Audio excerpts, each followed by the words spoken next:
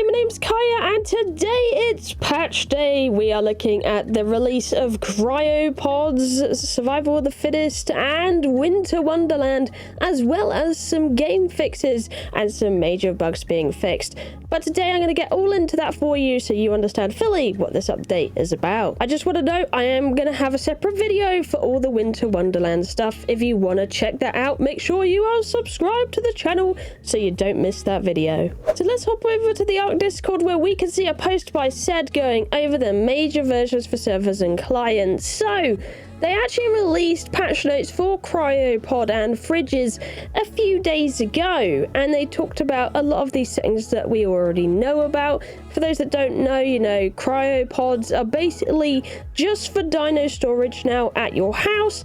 They're not really for taking out and releasing like they once were. Most of the settings in here stayed consistent to what they set before in the previous patch, as you can see here.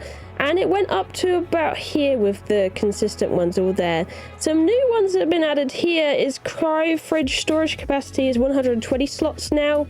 They can also be queued up when crafting them in supply drops and obelisks. A really neat thing in here, cryopoded dinosaurs can be stored and displayed on display case structures. That is really cool. I love this change. And they have included some server settings in here which you can alter to your taste and what you like on, well, your own server. So you can turn all that kind of thing off. You can allow it to be on rafts and saddles if you want it to be on your own server.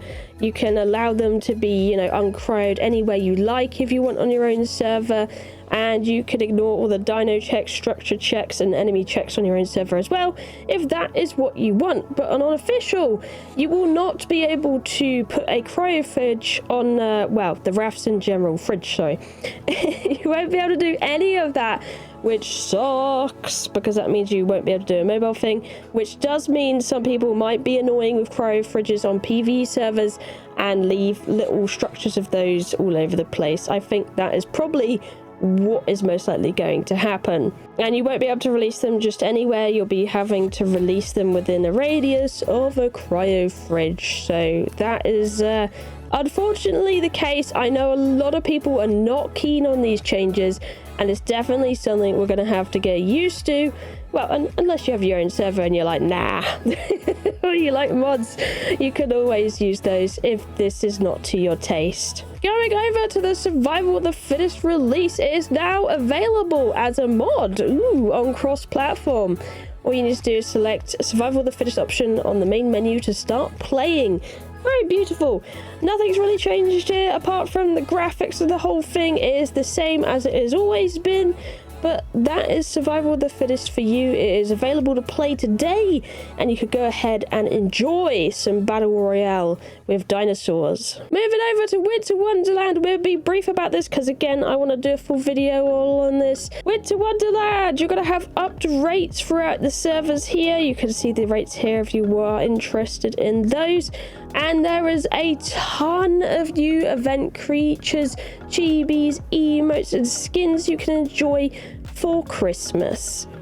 And this event's lasting up to January 7th, so you'll be able to enjoy it for a long time over Christmas holidays. I'm really excited about this one. I do love myself a good event, and I'm really interested to find out how the event creature works because they sound really cool, because there is a whole thing with them this time.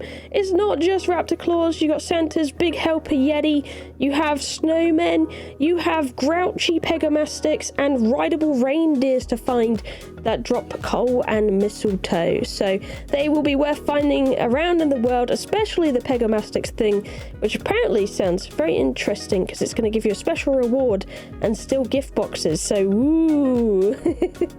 And we gotta get ourselves a reindeer, why not?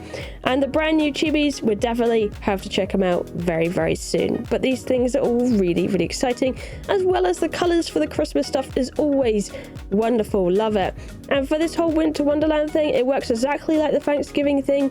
You will need to download a mod for it, and then you're all good to go. Anyway, going into the nitty-gritty patch notes in here, the additional fixes that came to here. So I want to quickly go over this. They fixed multiple server crashes and client crashes, so hopefully this is going to be helpful for like single player type things and just in general server crashes. To be fair, Server's been pretty smooth over my end, but you never know, it does get pretty rocky sometimes, so I'm glad they did some fixes here and there to help both of those things out. They've also got some more nitty-gritty stuff in here, like fixed full costume skins looking damaged when equipped without a chest piece.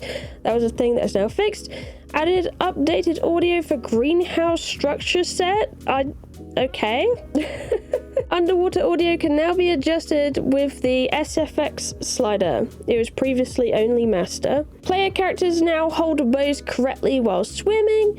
Fix being able to imprint baby dinos without requiring or consuming the item asked for, which I'm not gonna lie, this is really nice not having this for a while, because they only wanted cuddles and that is all they wanted. You could just tap E and they were done.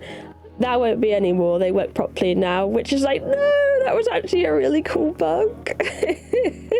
Oh wow. Fixed carry dino sometimes desyncing for other players.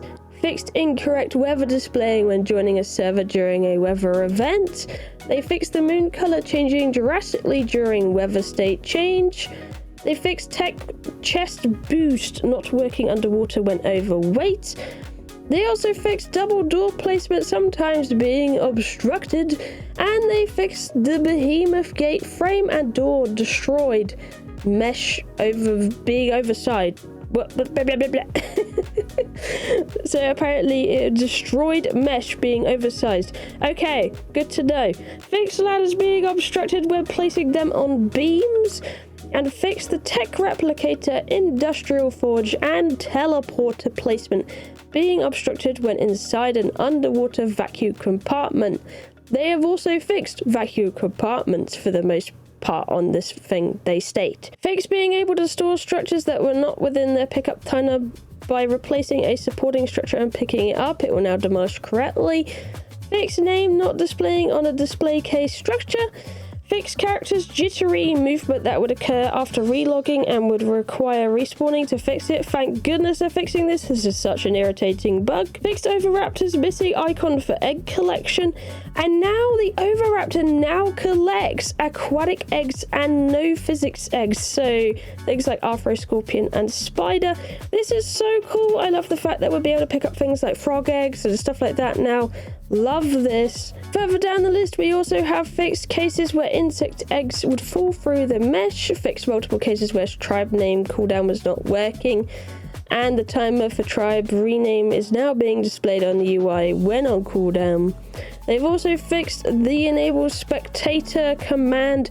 It will now require a true or false command to let it know if you want to spectate or not properly.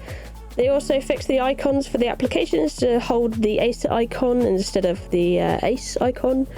They also fixed an issue that caused players to get stuck floating when jumping up on a raft, and they adjusted the raft collision slightly to make it easier to jump up from the front and the back. Fixed an issue when entering the water while grappled. It was not putting the character in a swimming state, so you're basically just walking underwater like you're Jesus. Fixed camera braking with enabling photo mode while in a passenger seat. Fix the sessions list option show player servers not checking correctly when selecting a box and not remembering previous sessions checked unchecked state. So hopefully it should be easier to navigate the whole server settings and all that area when you're looking to play your own servers or your official servers. They also fixed some of the refreshing on this one as well, so that is very handy. They have also disabled the use of various console commands used to gain visual advantages. We will continue to monitor and disable more of these as necessary. I gotta test which ones they disabled here, because a few of them, like the fog removal, was really helpful for my FPS. But I'm actually glad they did change this as well, because a lot of people were using it in a very malicious way to do PvP and all that, and it just wasn't working. It wasn't good. It's, you know, it's bleh. But you have to be very wary of that, PvP people. You will no longer be able to use these kind of things where you remove trees and grass out the way to be able to shoot people easier and see them. No more doing that kind of thing, that cheesy business.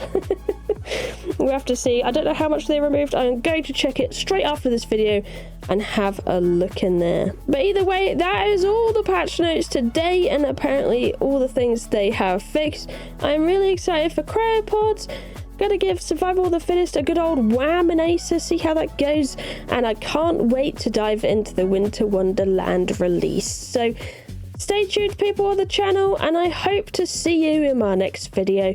Thank you for watching, I love you all, and I'll see you in the next one. Bye bye!